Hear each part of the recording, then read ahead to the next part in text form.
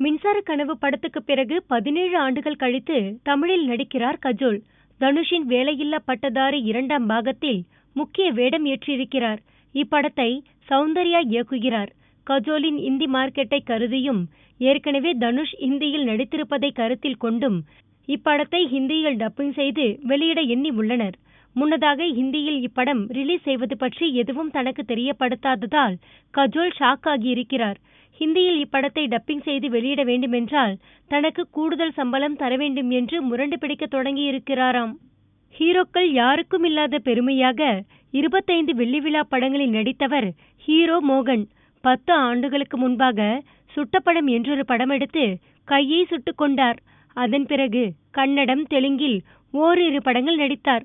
நீண்ட இடைவெளிக்கு பிறகு முழுநீள ஹீரோவாக அவர் நடித்திருக்கும் அசோகவனா விரைவில் தமிழ், தெலுங்கு, கன்னட மொழிகளில் வெளியாக இருக்கிறது. எனக்கு 20 உனக்கு 18 படத்தின் மூலம் தமிழ் சினிமாவிற்கு வந்தவர் ஸ்ரேயா. அதையடுத்து மழை, திருவிளையாடல் ஆரம்பம், அழகிய தமிழ்மகன், சிவாஜி என பல படங்களில் நடித்து பிரபலமானார். ஒரு கட்டத்தில் பட வாய்ப்புகள் குறையவே தெலுங்கு, ஹிந்தி பக்கம் போனார். இருப்பினும் தற்போது மீண்டும் புதிய படங்களை கைப்பற்றி பிஸியாகிவிட்டார். தமிழை பொறுத்தவரை சிம்புவுடன் அன்பானவன், அசராதவன், அடங்காதவன் படத்தில் நடித்துள்ள ஸ்ரேயா, துருவங்கள் 16 படத்தை இயக்கிய கார்த்திக் நரேன் இயக்கும் நரகாசுரன் படத்தில் அரவிந்த் சாமிக்கு ஜோடியாக நடிக்கிறார். தொடர்ந்து தெலுங்கிலும் படங்கள் வர மீண்டும் பிஸியான நடிகையாகிவிட்டார். பாகுபலி 2ஆம் பாகத்திற்கு பிறகு ராஜமௌலியின் புகழ் பாலிவுட்டிலும் பரவிவிட்டதால் இப்போது அவரை ஹிந்தி பட நிறுவனத்துக்கு படம் இயக்க அங்குள்ள தயாரிப்பாளர்கள் அழைத்த வண்ணம் உள்ளார்களாம். ஆனால் ராஜமௌலிக்கு ஏற்கனவே சான்ஸ் கொடுத்த தெலுங்கு பட அதிபர்கள் தங்களுக்கு படம் இயக்கி தருமாறு அவரை இன்னொரு பக்கம் துரத்துகிறார்களாம்.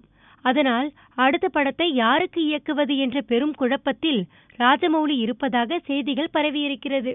தமிழில் பெயர் வைக்கும் படங்களுக்கு வரி விலக்கு அளிக்கப்படும் என சில வருடங்களுக்கு முன்பு தமிழக அரசு அறிவித்தது. அதன் பிறகு அனைவரும் தமிழ் பற்றுடன் தமிழில் பெயர் வைக்க ஆரம்பித்தார்கள். இந்நிலையில் வரும் ஜூன் மாதம் முதல் ஜிஎஸ்டி வரி அமுல்படுத்தப்பட இருப்பதால் தமிழக அரசு அளிக்கும் வரி விலக்கு தொடர வாய்ப்பில்லை என்று சொல்லப்படுகிறது. ஆக இனி தமிழ் தலைப்புகளுக்கு கல்தா என பேசி வருகிறது கோடம்பாக்கம். ஏஆர் முருகதாஸ் இயக்கத்தில் தமிழ், தெலுங்கில் மகேஷ் பாபு நடித்து வரும் படம் ஸ்பைடர்.